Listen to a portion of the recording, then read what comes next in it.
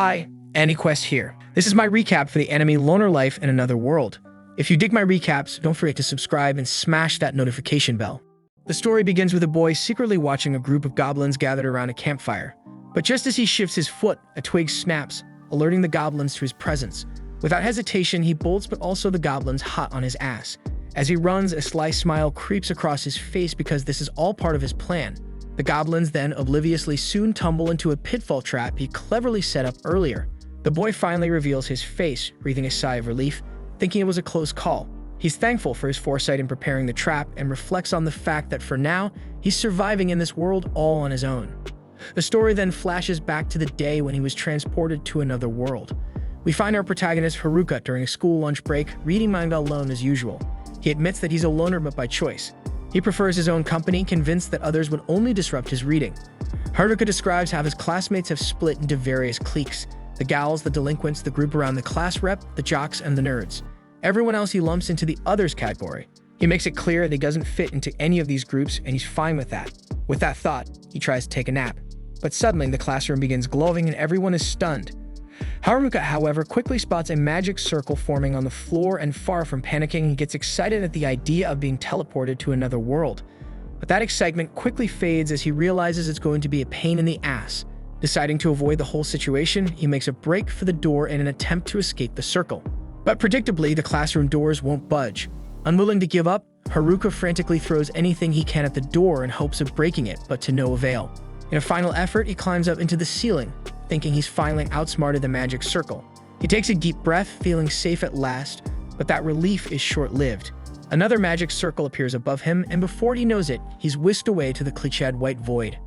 Haruka finds himself standing in an empty space, waiting for the usual appearance of a king, princess, or god. But instead of any grand figure, he notices an old man, sitting there looking just as lonely as him. The old-timer god then rushes toward Haruka, clearly panicked. As he mumbles, Haruka pieces together that this flustered old man is the god of another world. The god explains that Haruka's classmates have already been transported to this new world, and he's shocked to realize he missed one of them. Haruka bursts out laughing, mocking the god for not even noticing him hiding in the ceiling hatch. The god, embarrassed and clearly frustrated, hurriedly tells Haruka to pick a skill so he can transport him too. Haruka is then presented with a massive list of skills, only to realize that all the cheat skills have been snatched up by his classmates. He sighs in annoyance as he sifts through the remaining scraps. One skill, Dice, catches his eye. It allows him to add a point to any stat if he rolls 2 6s. He chuckles at the absurdity, but moves on to check the combat skills. Of course, only Cane Mastery is left, a skill he deems utterly pathetic. He moves on to the starting gear and is greeted with the pitiful sight of skills called Villager, Set, and some contact lenses. Sighing again, he takes a look at the magical spells, only to see mundane options like temperature control, packing, weight management, and movement spells. His skill choices are no better: general health and walking. As for job titles, his options are just as bleak: shut-in and meat. Finally, his list of traits includes corporate proactiveness, the utterly useless master of none, and a ridiculous blockhead trait that feels like an insult tailored just for him. Frustrated beyond belief, Haruka grabs the god and shakes him violently, yelling that he won't even make it past the starting village with this pathetic lineup. He berates the god, demanding he do his job properly and offer a better variety of skills and abilities. Flustered and desperate to get rid of the stubborn loner, the god finally relents, granting Haruka all the remaining skills and shoving him into the new world. The scene then shifts, and we find Haruka alone in a forest. Before him lies the sad-looking villager Set. He sighs once more and rummages through the accompanying bag and is surprised to discover that it has an unlimited storage capacity. Inside, he finds some basic gear, a wooden stick, contact lenses, and the rest of the leftover junk. Resigned to his fate, he dons the gear, trying to get into the whole otherworld vibe, and then he decides to check his stats. But as Haruka attempts to open his stats window, a pop-up appears asking him to use his dice skill. Curious, he rolls the dice and gets M on both of them. Confused, he ponders what M could mean.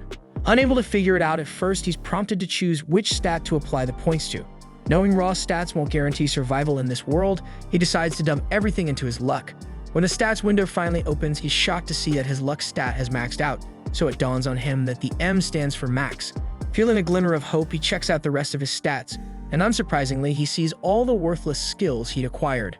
Amidst them, he discovers 2 additional skills. One is Loner, which ensures he can only live alone and prevents him from ever forming a party. The other is Servitude, a skill that lets him command others, albeit ironically since no one would want to follow a loner. Haruka then frustratedly grumbles that his chances of getting a harem in this world just went up in smoke thanks to these garbage skills. Then as he ponders the absence of his classmates, he realizes it doesn't matter since he can't form a party anyway. So with that shit situation, he decides to move on, focusing on setting up a base of operations instead. As he explores the dense forest, Haruka grumbles about the poor visibility due to the overwhelming number of trees. Then he remembers the contact lenses he stashed in his bag. He puts them on, and immediately, his vision sharpens, revealing the names of all the plants and objects around him. It turns out his contact lenses grant him the appraisal skill, and suddenly the entire world feels more accessible. Excited by this newfound power, Haruka stumbles upon some edible mushrooms with the added benefit of drawing out latent abilities. He gleefully stuffs them into his bag, knowing his magical bag can hold an unlimited amount of items. Feeling more confident, Haruka realizes that with this skill, he can locate anything he needs. Then shortly after he finds a river, fills his water bottle and quenches his thirst. He then stumbles upon a cave and stops at the entrance, praying that no monsters are lurking inside. After a moment, he heads in. To his relief, it's pretty spacious and comfortable. He figures living here might actually be a good idea, especially since he's got tents and lanterns. He grabs the dry leaves and twigs he picked up earlier and uses his temperature control magic to start a fire. He hopes this will keep the beasts away. Before crashing for the night, he checks his stats. Turns out his temperature magic has leveled up, unlocking fire magic. He's also picked up new skills like clairvoyant sight, presence detection, and enemy tracking. He figures it's probably because he's been on edge, watching for monsters. As he drifts off, he can't help but wonder what he'll do if anything shows up. He knocks out, and when he wakes up the next day, he's relieved to find no issues. He figures it's thanks to his monster-repelling items and the fact that his shut-in job title seems to protect his space. Feeling hungry, he starts a fire with his freshly unlocked fire magic and whips up some mushrooms and jerky with a sprinkle of seasoning. Then as he digs in, he's surprised at how decent it tastes. He also realizes how clutch the villager set is: frying pan, knives, everything. While looking over his gear, he starts to question whether Villager A was really just a villager or a survivalist. After his meal, he sits back and starts thinking about what he's going to do next. He then continues exploring the forest, thinking that the cave will serve as his base of operations for now, and the next on his agenda is setting up some proper safety measures. Then along the way, he gathers some herbs and more mushrooms, but quickly realizes that monsters are going to be his biggest headache. Just as he thinks that, he senses some presences nearby and he sees it's two goblins. Panic sets in, but then he figures these guys are small fry, though their stats are higher than he expected. Haruka wonders if he stands a chance, but he knows that if he wants to keep exploring, there's no way around this fight. He decides to wrap his cane using his packing ability, which coats objects in magic and gives them various boosts, and surprisingly it works pretty well. With newfound confidence, Haruka resolves to work hard and surpass his classmates who scored cheat skills. He charges at the goblins, his glowing cane in hand, and easily takes down the first one. The second goblin attacks, but its moves are too predictable, and Haruka dodges them without much trouble. And with a quick burst of magic from his cane, he finishes the second one off. By the time evening rolls around, Haruka is cleaning up at the river, feeling proud that he survived his first battle, and he reflects that today was a good day. He then exhaustedly heads back to the cave, eats some mushrooms, and notices a wooden club he picked up from the goblins. He quickly dismisses it, thinking it's useless. It's too short in range and a bit too heavy. His trusty cane is way more efficient. Checking his stats, he's surprised to see that he leveled up just by whacking a couple of goblins, but he's not complaining. He also discovers he's gained a new skill called Magic Infusion and notices that his calisthenics level has gone up. By day 3, Haruka is already sick of eating mushrooms every damn day. He craves some meat and even laughs to himself, imagining how his class rep would definitely scold him for complaining. He then begrudgingly swallows the mushrooms and then decides to check out the Magic Infusion skill he picked up the other day. Turns out it cloaks his body with magic and enhances it. And on top of that, it empowers his magical defense and physical control. He then also notices that his appraisal skill leveled up to level 2. However, instead of being thrilled, he's confused. It now shows question marks on some of the things he tries to appraise, so he annoyedly wonders if it's more of a downgrade than an upgrade. Shrugging it off, Haruka heads into the forest intending to practice some magic. But his focus is soon shattered when he spots yet another mushroom. Disappointed, he laments the lack of meat and sarcastically wonders why meat doesn't grow on trees. Then he remembers he's supposed to be practicing magic, not foraging. He activates his Magic Infusion skill again and starts running around the forest, feeling surprisingly light on his feet. His dexterity is off the charts. While exploring, he encounters some goblins that are a bit stronger than the ones he faced earlier, but they're still no match.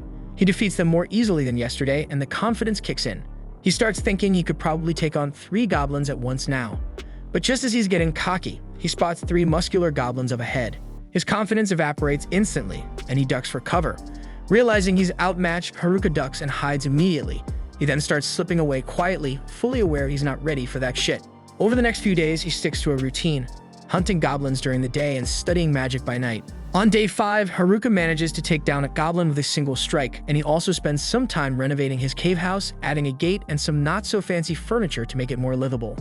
Later that night, he finally gets lucky and hunts down a rabbit for some much-needed meat. After catching the damn thing, he's pretty pumped, thinking he'll actually get to eat something other than mushrooms for once.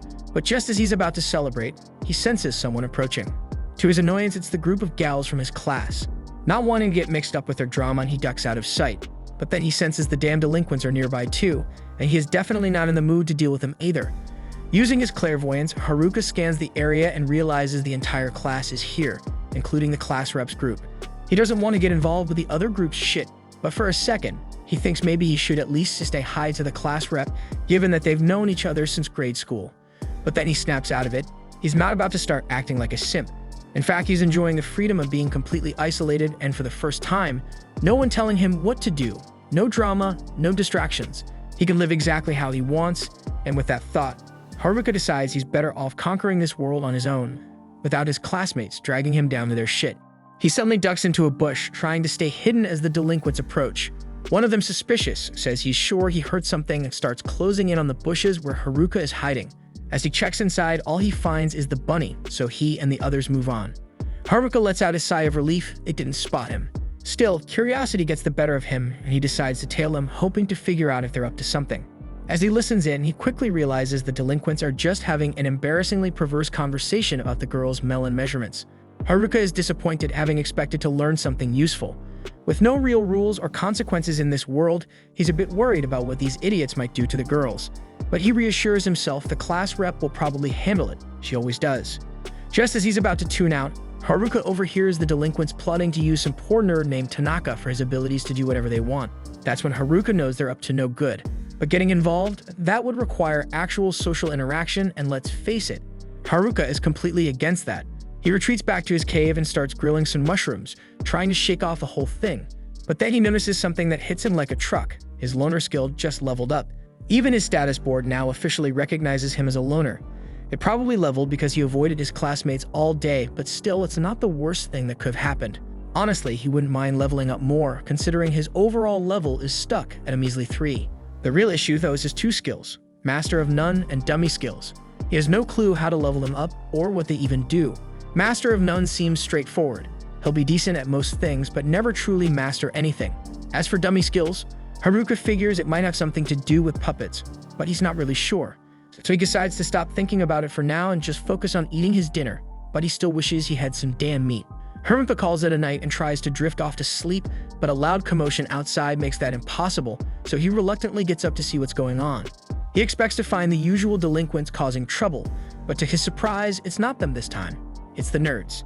They're in the middle of fighting a group of goblins, but they're clearly struggling. Haruka considers stepping in to help, but then he checks their stats. To his disbelief, their skills are leagues above his, and they're all level 16 while he's still stuck at level 3. He figures they've got this under control, so he turns to leave. But just as he's about to walk away, Haruka spots 2 goblins sneaking up behind the nerds. Given how much trouble they're already having, an attack from behind would wipe them out for sure. Haruka hesitates, still unsure if he should get involved. But then he remembers the time the nerds shared their holographic Charizard with him back in the day. That memory is enough to push him over the edge. These guys are worth saving. So without another thought, Haruka charges out of the bushes, stick in hand, and one-shots both goblins in a single swing. The nerds, wide-eyed and stunned, turn to see Haruka standing there. He asks if they're okay, and while they're physically fine, they're shocked to see Haruka out here in the wild. After some awkward reacquainting, the nerds thank him profusely, but Haruka finds it difficult to hold a conversation. After all, it's been ages since he's had a proper chat with anyone. Eventually, Haruka leads them back to his cave, and the nerds are blown away by the place. Despite it being a cave, the interior is cozy and well-designed. Haruka explains that he picked up some earth magic and crafting skills to remodel the place, but the nerds still think it's incredible that he did it all on his own. He offers them drinks and asks what they were doing in the woods so late at night. That's when the mood shifts. The nerds go quiet, exchanging uneasy glances, and after a few moments of silence, they finally admit that they're on the run from the rest of the class. It all started when the class got teleported into this new world. At first, everyone was just shocked by what had happened, completely blindsided. But soon reality hit. They were stuck here and panic set in. Some were calmer about it though. The popular girls seemed more annoyed than scared, as if this whole situation was just ruining their day. The delinquents were trying to figure things out, but their lack of Isekai knowledge wasn't helping. Meanwhile, the nerds were thriving. This was their moment. The class rep was just as confused as everyone else, but she had enough common sense to know that balling in the middle of an unknown forest was a sure way to attract predators and get everyone killed. So she immediately tried to get the class to calm down. But of course, it was too late. A group of goblins had already caught wind of them. The class rep, who usually has everything under control, was completely out of her depth when it came to monsters and started to freak out. Naturally, the rest of the class followed suit. Even the delinquents were shaking it, as we expected. The nerds, however, knew someone had to take charge, so they activated their skills and got to work taking down the goblins. Even the gym bros joined in. Before long, the goblins were defeated, but the class still wasn't safe. The class rep, pulling herself together, got everyone's attention and made it clear they needed to find somewhere safe to stay before they got ambushed again. A little while later, they set up camp by the river. The nerds, with all their vast Isekai knowledge, took it upon themselves to teach everyone the basics of survival in this world. At first, things seemed to be going smoothly. The class divided duties evenly, and everyone was pitching in. But then, out of nowhere, the popular girls decided that they are not going to do any damn work anymore. The class rep tried to reason with them, saying all they had to do was help set up the tents, but the girls couldn't be bothered.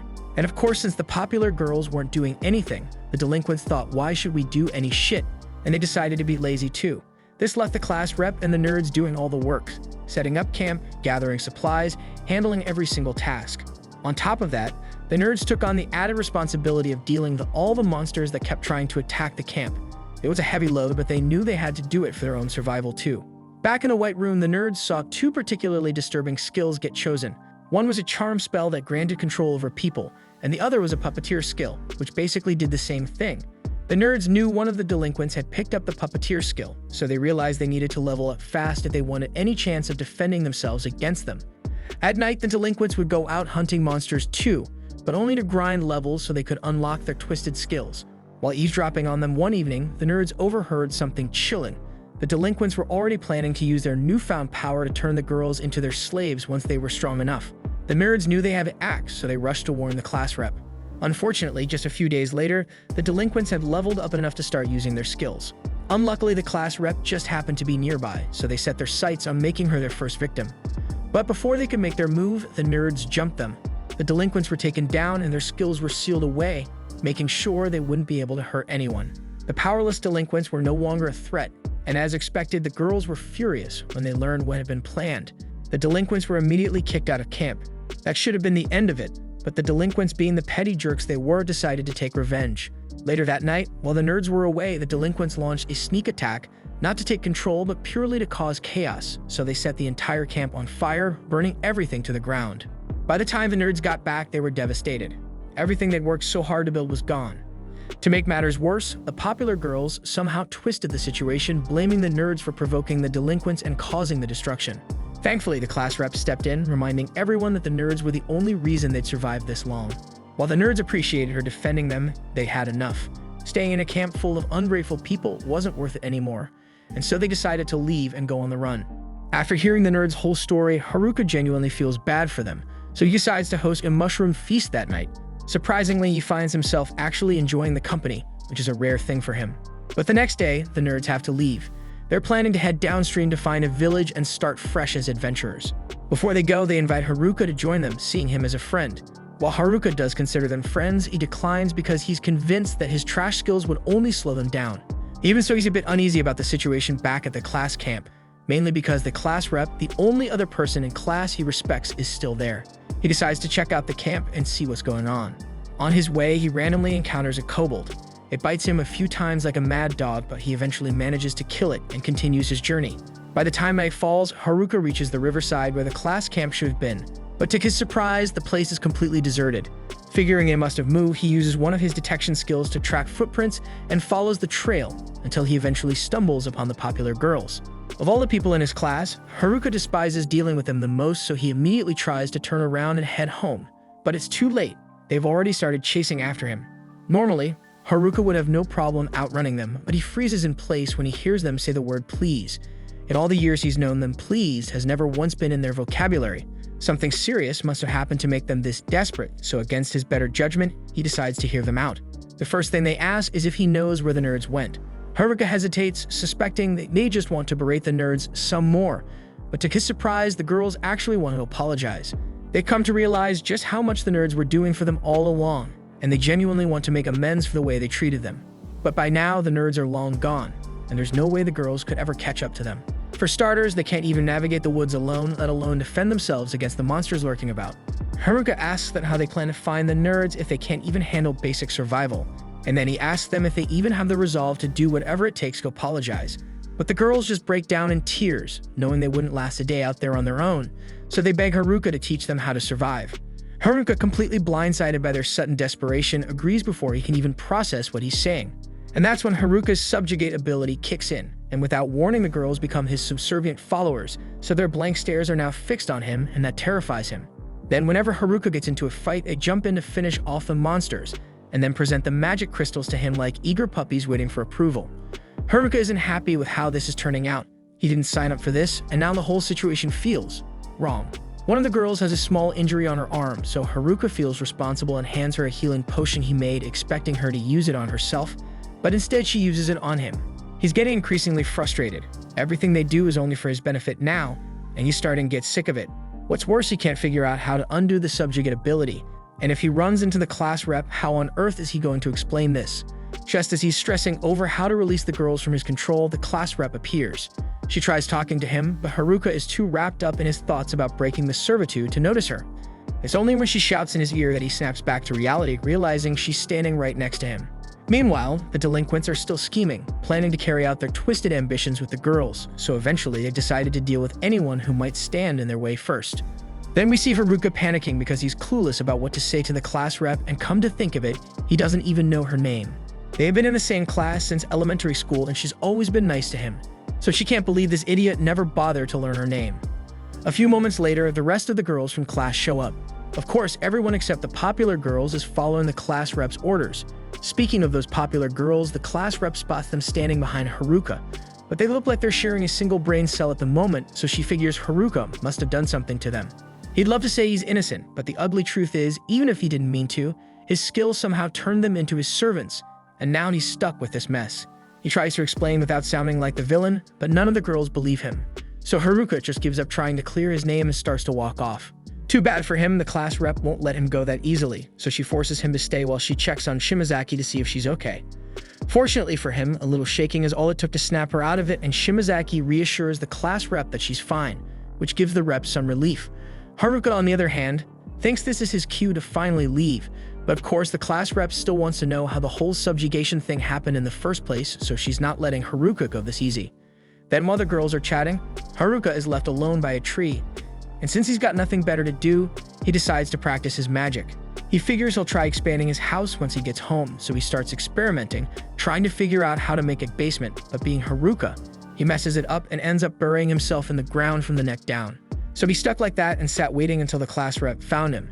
She's completely shocked to see him buried in the dirt, especially since she only asked him to wait a few minutes. But hey, boredom makes people do dumb stuff. She then goes over Haruka's head and pulls him out of the dirt, and once he's free, she apologizes for not trusting him. Apparently, Shimazaki told her that Haruka was just trying to help everyone. Haruka doesn't remember offering to help everyone, but the class rep and the other girls are already thanking him, so he just rolls with it. Then with everything settled, Haruka is ready to head home. But the girls start getting mad because he's about to leave them stranded in the wilderness without offering any help. That's when the class rep catches on. Haruka just mentioned having a home, so she immediately asks him about it, and Haruka casually explains that he had some spare time and just built a house. The class rep is floored because she can't believe this guy managed to build an entire house by himself, while they've been struggling to manage a camp. The other girls are just as impressed, so they huddle together, holding a quick meeting. The class rep asks Haruka how many people his house can accommodate. Haruka, trying to think it through, says it could fit about 200 people, though they have to move some furniture around and maybe drain the indoor pool. The class rep, green with envy at how well Haruka's doing for himself, reluctantly asks if she and the other girls can stay the night since they're all kind of homeless at the moment. Haruka freaks out internally. It's one thing to let a few guys crash at your place, but this is a whole class full of girls. So the thought of that shit makes him feel hot like hell, but still, he manages to calm himself down. And once he's composed, Haruka leads them all toward his house. And thanks to all the time he spent wandering through these woods, Haruka is way better at navigating than the girls, and one of his skills even gives him helpful tips, keeping him headed in the right direction. Eventually, Haruka makes it back to his house with the girls in tow, and after catching their breath, they're absolutely floored by the sight. It's been ages since they had a proper roof over their heads or enjoyed the luxury of indoor plumbing. Then the moment Haruka mentions there's a bath over that way, the girls practically stampede toward it, stripping down right in front of him. Haruka's brain short-circuits. There's no way he can survive a whole night under the same roof with them. So thinking quickly, he sets up a tent outside to get some much-needed alone time and prepares to sleep. But just when he's about to settle in, the class rep walks into his tent. There's something she wants to talk about. First, she thanks him for all his help, because without him she wouldn't have had a clue what to do. After the nerds bailed, the gym bros also left, leaving the girls to fend for themselves. It's been rough, but now that they had a bath and a decent meal, the girls are finally in high spirits again. Even so, the class rep admits she feels like a failure as their representative because she couldn't fix the situation on her own. But Haruka thinks she's being way too hard on herself because up until now, she's been the one protecting and keeping the girls together. She admits that may be true. They got lucky not running into any monsters. If they had, she would have been powerless to protect the class, unlike the nerds. But Haruka speaks again and points out that she's not being fair to herself because the nerds have basically spent their whole lives preparing for something like this, so of course they could handle it. But for her, this is the first time she's ever even heard of isekai. So considering all things she's done, it's a damn good job. Hearing that the class rep feels a lot better, though she still can't help but compare her accomplishments to Haruka's. After all, he built a fully functioning house in just a week. Then she wishes him a good night and heads back inside. But with everything that's happened today, there's no way Haruka's getting any sleep in this hot tonight. Early the next morning, Haruka is woken up by one of the girls sitting outside his tent, telling him to get up because breakfast is ready. He is still half asleep, so it takes him a moment to realize what's happening. But when it hits him, he starts freaking out a little and protests by saying that he wants to sleep in a little longer. The girl, however, isn't having it and climbs on top of him, trying to coax him out of bed. Haruka defeatedly gives in and asks what's for breakfast. He expects the usual, mushroom soup with a side of even more mushrooms. But to his surprise, breakfast is actually fish today. So excited, he accidentally headbutts the girl in his enthusiasm. She's a little hurt, but Haruka's too thrilled to care because finally he gets to eat something other than mushrooms, and he's loving every bite. The class rep, confused by his excitement, asks why he's so worked up about eating fish when he's been living next to the river this whole time. Haruka admits that while that's true, he absolutely sucks at fishing, which is why he's never managed to catch any. Seeing how the girls seem so accustomed to eating fish, Haruka asks how they managed to catch them so easily. The class rep agrees to show him and takes Haruka to the river, along with one of the girls who has a lightning magic skill. Her method is simple but effective. She just electrocutes the water until the fish well stop being alive. Haruka is amazed and begs her to do it again. Though she's reluctant, she agrees since Haruka has been helping out. She summons another ball of lightning, but before she can throw it in the river, Haruka quickly grabs it and seals it with his packing skill. He tosses it into the water himself and catches some fish, but on top of that, he gains lightning magic as well, meaning he won't need Lightning Girl's help anymore. The class rep then confusedly asks what he just did, so Haruka explains that by using his packing skill on a particular element, he gains that type of magic. It's probably a result of all the different skills he has, which is definitely useful. But in Haruka's mind, he's still stuck with a bunch of useless abilities. Then, while the other girls splash around in the river, Haruka sits with the class rep and asks what she and the others plan to do next. The class rep admits the details are still a bit unclear, but their goal is to head for the nearest village and try to catch up with the nerds. However, she adds they'll need to level up if they're going to make it out of this forest on their own. So Haruka, trying to be helpful, offers to train them before they leave. Then not long after, all the girls are gathered in the forest for Haruka's impromptu training camp. But before they start, Haruka asks what their current levels are. When they tell them they're all above level 15, Haruka feels an immediate pang of depression because he's still stuck at level 7 after all this time in the forest, so he begins to wonder if they even need his help at all. Then to test their abilities, he sets them up to fight a group of kobolds to see how they handle themselves.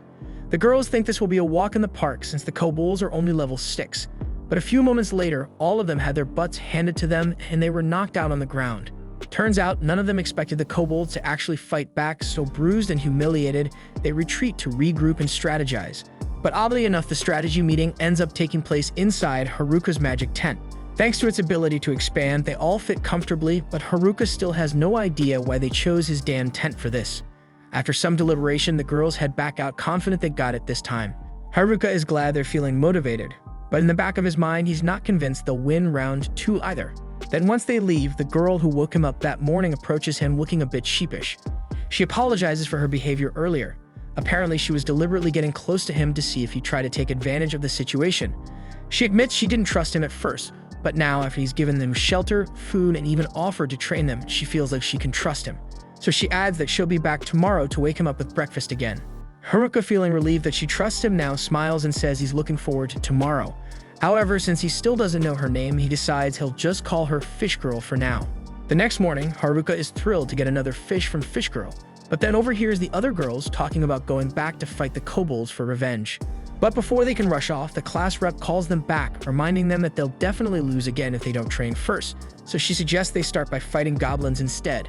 However, when the girls actually face off against the goblins, it's a complete disaster. But despite this setback, some of the girls are still convinced they're ready for a kobold rematch, while others start mysteriously coming down with sudden illnesses to avoid fighting anymore.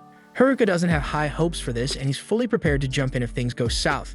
But to his surprise, the girls actually learn from their mistakes with the goblins and manage to work together to defeat the kobolds. The class rep congratulates them on their victory, and Haruka feels a wave of relief because this means the girls can handle themselves now, and he can finally go back to his peaceful life as a loner. But at least that's what he thinks, because the class rep walks over and thanks him for agreeing to come with them to the nearest village. Haruka knows for a fact that he never said he'd join them, but class rep is pretty insistent, so in the end he caves and agrees to go with her.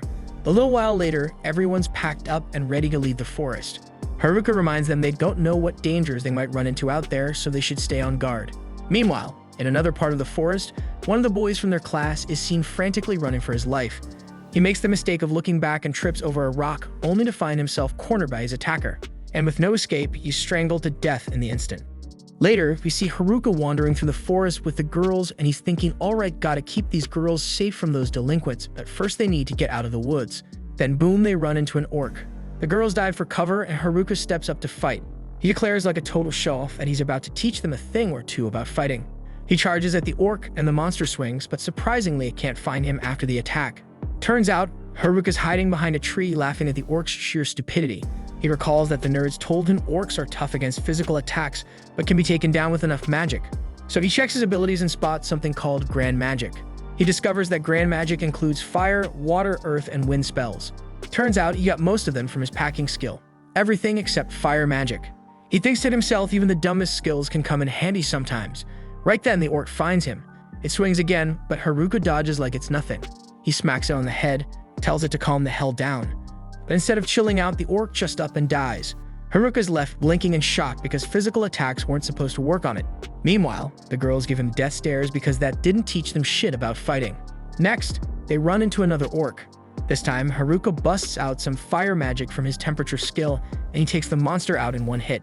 Haruka's shocked again, and the girls, now thoroughly annoyed, point out that they're not going to learn squat if he keeps nuking the monsters in a single blow. The scene then shifts to the girls having dinner at night, while Haruka sets up traps around their campsite to catch any monsters that might try to attack. He's convinced his tent will help keep the monsters away and also alert him to any danger, so with the traps and the tent, he figures it should be enough to look after the girls. He then glances at the map he got from his appraisal skill and notices the river curves ahead, and he starts thinking about which route they should take from here on. But suddenly, his perception skill kicks in, and he senses something nearby. Thinking it could be monsters, he goes to check it out, only to find humans instead. He assumes they're the delinquents at first, but it turns out to be the jocks, so Haruka is relieved and glad it's just them. And we see that the class rep sees them talking to Haruka from a distance. Haruka then asks the jocks why they're here, jokingly wondering if they're after the girls too. The jocks deny it, saying they're not here for the girls, they came looking for him. Haruka, in his typical snarky way, wonders if they're into boys now, but the jocks, clearly irritated, assure him they're not. Then when Haruka asks why they're hiding from the girls, the jocks reveal that they don't trust anyone at the moment. They remind Haruka of the skill they learned about that's even more dangerous than puppeteer or charm. So Haruka quickly realizes they're talking about the hijack skill. The jocks explain that while the delinquents made a big fuss about the puppeteer and charm skills, they never mentioned hijack, which means they don't have it, but someone else might. Sensing an opportunity, Haruka decides to mess with the jocks a bit by pretending he has the hijack skill. But the jocks don't seem fazed. They say they'd be fine even if he did. Then they ask if he really has it, and Haruka admits he doesn't but reveals that he learned the subjugate skill instead. The jocks freak out, thinking it's even worse, but they reassure themselves that it's probably okay since Haruka's a loner and will always stay that way. But Haruka unbotheredly points out that there's nothing wrong with being a loner. The jocks then say their only reason for coming was to warn him about the hijack skill, then ask him to be careful. They plan to keep an eye on the delinquents from now on and ask Haruka to apologize to the class rep and the girls for them. He agrees and they leave, completely unaware that the class rep overheard the entire conversation. The next day, Haruka tells the girls they're heading back into the forest and asks them to gear up. They all nod, eager and ready to fight, and Haruka can't help but wonder if they ate something weird for breakfast because they're way too pumped. As he steps away from the group, the class rep pulls him aside, asking if they can talk in private. Once alone, she tries to bring up what the jocks had told him. Haruka suddenly remembers they wanted him to apologize for them, so he does, but that's not what the class rep is here to talk about. She looks nervous, hesitant to say what's really on her mind. Seeing her uneasy behavior, Haruka immediately pieces it together. She's the one with the hijack skill. The class rep is shocked, asking how he figured it out since this was supposed to be a secret between her and the nerds. Haruka smirks, saying it only took him one look to figure it out. He can't believe the jocks were too stupid to notice. The class rep, still puzzled, asks why he helped her if he knew. She wonders if he's not afraid of her, considering what hijack can do, but Haruka unbotheredly tells her there's no reason for him to be afraid. The class rep then explains that hijack is a skill that steals someone's abilities by taking their life, something that would terrify anyone. But Haruka shrugs it off, repeating that he's not scared. He's sure the nerds felt the same way too. They locked away the puppeteer and charm skills, but they left hers alone, which told him everything he needed to know. She's confused by his words, but Haruka clarifies.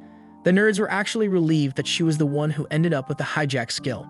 He says he feels the same, and upon hearing this, the class rep breaks down in tears of relief and joy. Haruka, ever the tease, tells her she's been crying too much lately, to which she snaps back that's all his fault.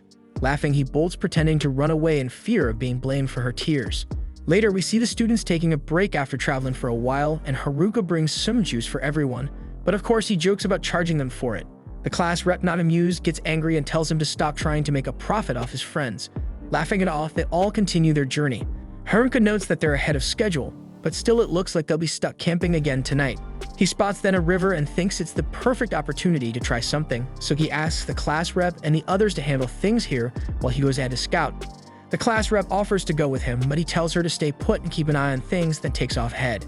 After getting some distance away, Haruka uses his magic wrap skill to cloak himself in magic and also uses his weight magic to make himself lighter. With his reduced weight, he starts jumping from one tree to another like some kind of ninja, thinking to himself how handy these skills are. But of course, in his excitement, he jumps way too high and ends up gawking at the view. Right before plummeting down with no way to cushion his fall, he crashes face first into the ground, barely surviving thanks to the magic wrap protecting him. Later that night, he limps back to camp all beat up. The class rep, immediately suspicious, asks how scouting could leave him looking like he just lost a fight. Haruka sheepishly admits that he got a little carried away, jumped too high, and ended up face planting. The class rep, irritated at his stupidity, gets angry with him. So in a lame attempt to calm her down, he offers her some berries, but she's not having it and storms off, leaving him standing there. The next day, they make great progress thanks to Haruka's scouting, despite his earlier mishap. Along the way, they face some fun and scary situations, but they manage to get through all of them pretty easily. After more traveling, they finally make it out of the forest. The girls are thrilled to see open plains ahead, thinking the town might be close now. Haruka, however, starts to get more cautious, knowing they're more exposed out in the open. He notices the hills in front of them are blocking his view, so he checks his stats and discovers he's got a new skill called Air Walk. Without hesitation, he uses it and literally starts walking on air. The class rep, understandably shocked, yells up at him, but Haruka's too caught up testing out his new skill to even hear her. After a while, Haruka finally notices the class rep calling out to him, and she asks if he's going to be okay being so high up. He casually replies that it's all good, and mentions he's just checking the area to make sure everything's safe. Scanning the surroundings, he spots some people being attacked by monsters. He reports this back to the class rep, and immediately she insists that they have to help. But Haruka, ever the cynic, points out that just because they're getting attacked by monsters doesn't automatically mean they're good people, and he knows how the girls tend to be too trusting. The class rep wants to send their fastest runner to help those people, but Haruka tells her it's pointless. They won't make it in time. He raises the possibility that they could be bandits, saying it might be safer to just let things play out. But of course, the class rep is having none of that. She firmly states that if they're bad guys, she'll handle them. But if they're innocent, she wants to help. Haruka rolls his eyes internally, knowing she'd say something like that. So he agrees to go save them himself, leaving the girls surprised. Realizing he can't run fast enough to make it in time, Haruka thinks about what to do. Magic wrap and weight magic won't be enough this time, so he decides to try something new. Using magic wrap to enhance his physical abilities and weight magic to make himself lighter, he adds wind magic to launch himself into the sky. But unfortunately, the class rep gets caught up in the gust as well. As Haruka soars through the air, he kicks off with his new airwalk skill, propelling himself forward. He's impressed, thinking that with these skills he can go anywhere he wants.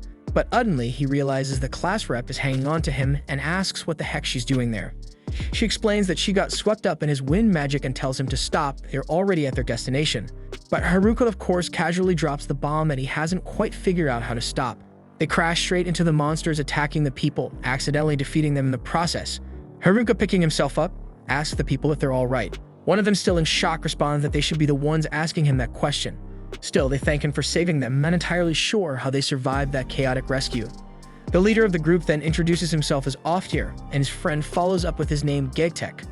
Haruka is relieved that they don't have any language barriers to deal with. He then asks why they were getting attacked by monsters, so they explain that merchants have been getting ambushed in the area recently, and the Adventurers Guild put out a quest to wipe out the monsters. Thinking it would be easy money, they took the job, but quickly realized they were way out of their league. Haruka then spots a massive wolf nearby and learns that it's a creature called the Big Green Wolf. Oftir then tells his team to gather whatever's left of their stuff, but they're clearly frustrated about failing the mission. With nothing better to do until the girls arrive, Haruka decides to cook up some mushrooms for the adventurers. As they eat, they realize they're being served stamina caps, a rare and valuable find. They're shocked that Haruka's sharing something so precious, and Haruka, in typical fashion, is surprised these mushrooms are even rare. He learns that stamina caps not only restore energy but also help heal wounds. Eventually, the class rep wakes up, and not long after, the rest of the girls catch up. They're stunned when they see a real elf and a knight immediately swarming the adventurers like they're models on a runway. The adventurers, now back on their feet, guide everyone toward the town. After some time, Omyu finally comes into view, so the girls ecstatically sprint toward the town and the whole group enters together. The scene then shifts to the delinquents, who are busy leveling up their abilities. Feeling confident after their training, they decide they're finally ready to go after the girls. But Tanaka suggests they target the group of nerds first, since they can force them to unlock the puppeteer and charm skills.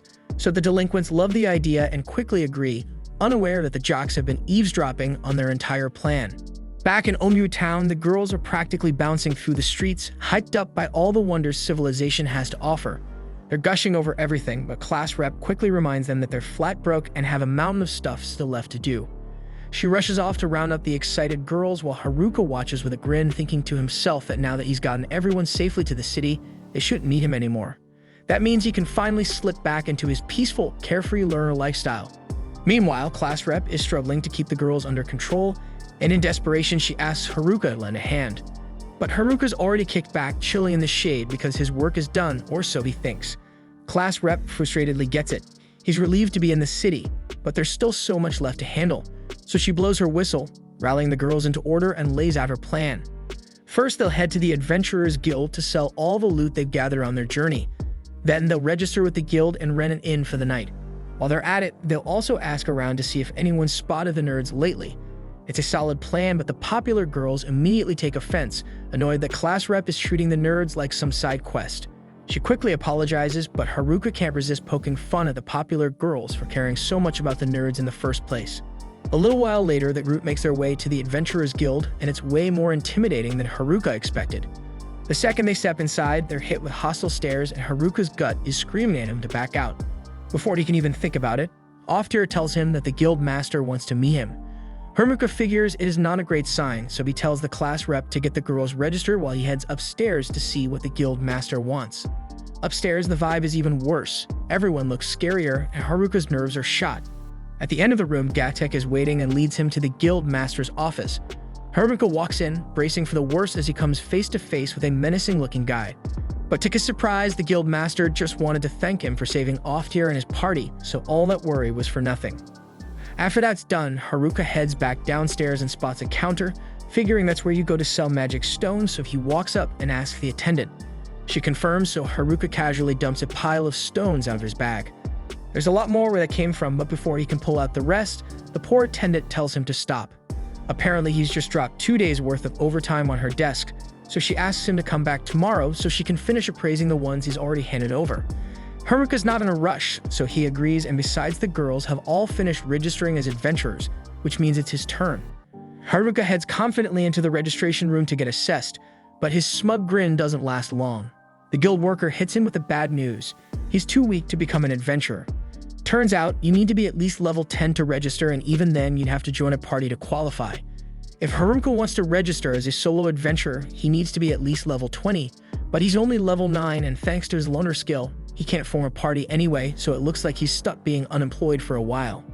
Later that night, class rep leads everyone to the lodging the guild arranged for them. But when they finally get there, Haruka starts to freak out because it looks a lot like a love hotel. He calms down after realizing it isn't, and everyone says goodnight before heading off to their separate rooms.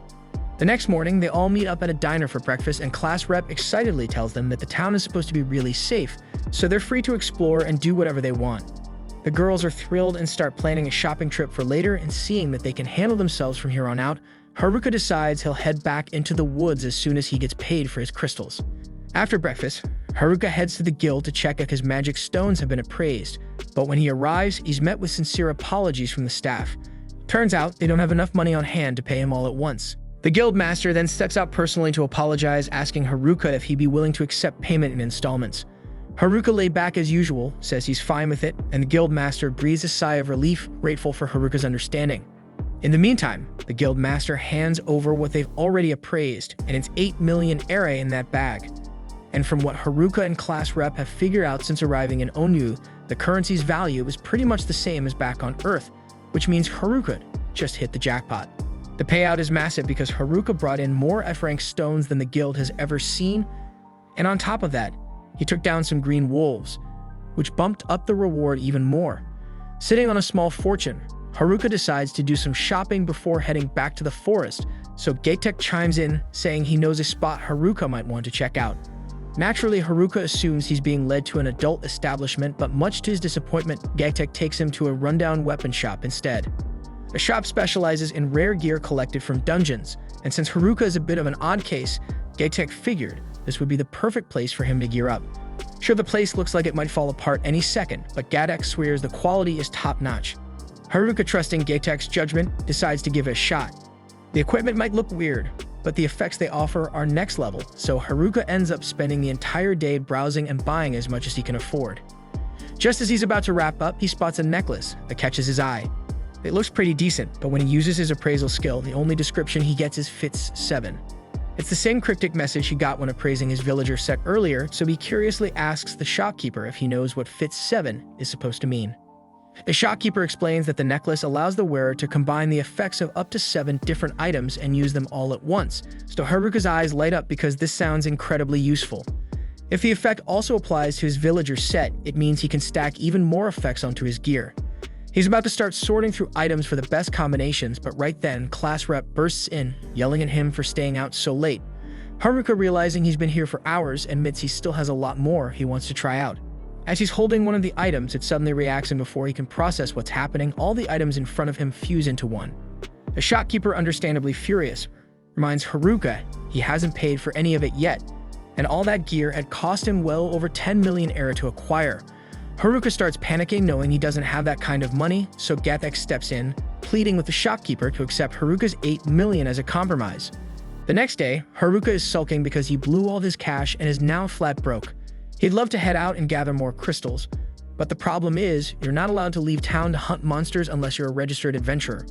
And of course, he's already tried sneaking out with some of the girls, but class rep caught him and gave him another earful.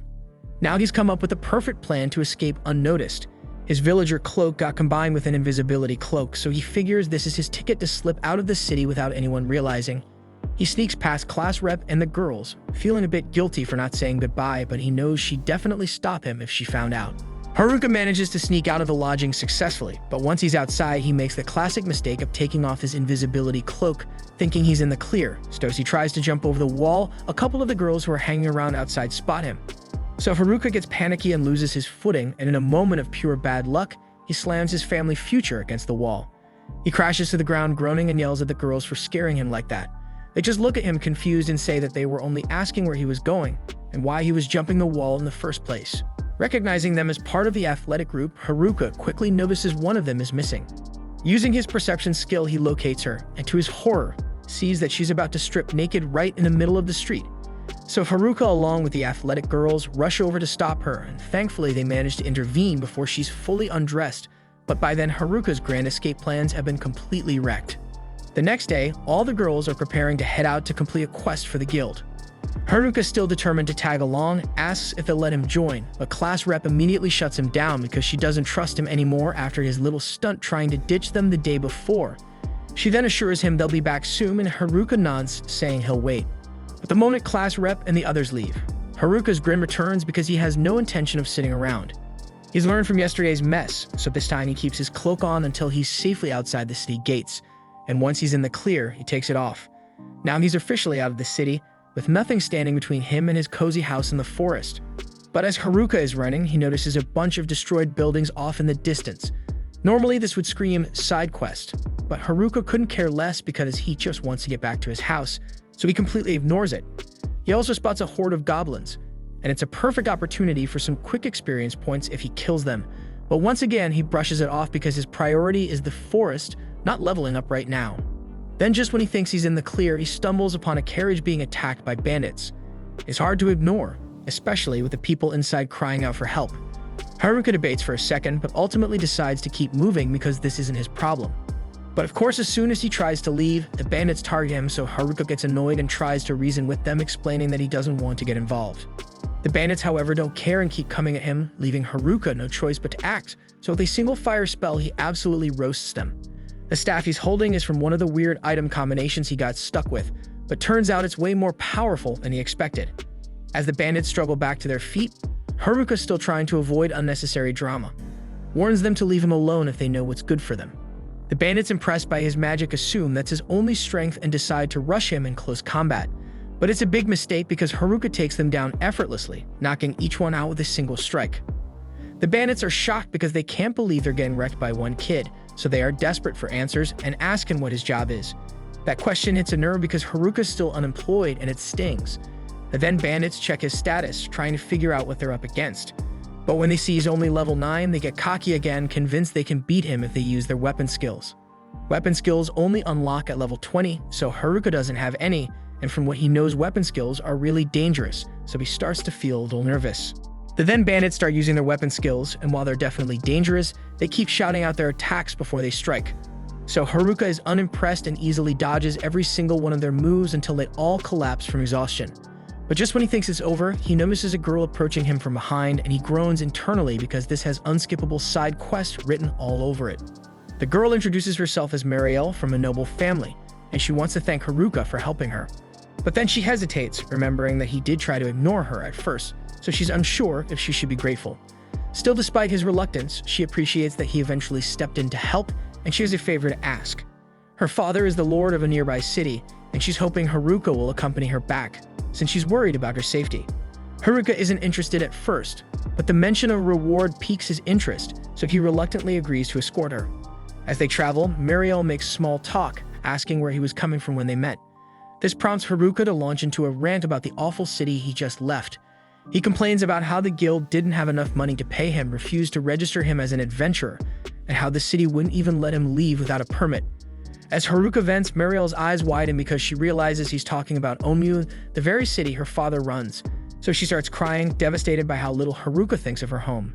Haruka feels a pang of regret, realizing Marielle is the daughter of the Lord of Onmyu, meaning the carriage he's escorting is headed right back to the place he was so happy to leave.